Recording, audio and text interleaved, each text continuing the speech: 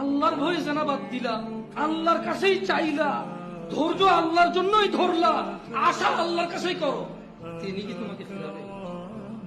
তিনি হচ্ছেন উনি যিনি 99 জনকে হত্যা করার পর শুধু উনার কাছে শাস্তির ভয়ে আছে কিনা আমার মুক্তির উপায়, আমার কি ক্ষমা হবে, ক্ষমা কার থেকে? তাহলে ওই যে বনি ইসরায়েলের ঘটনা, ও 99টা মানুষকে মারার পর কার কাছে ক্ষমার জন্য? ক্ষমা হবে কিনা ব্যাকুল হয়ে গেছে। কার কাছের জন্য?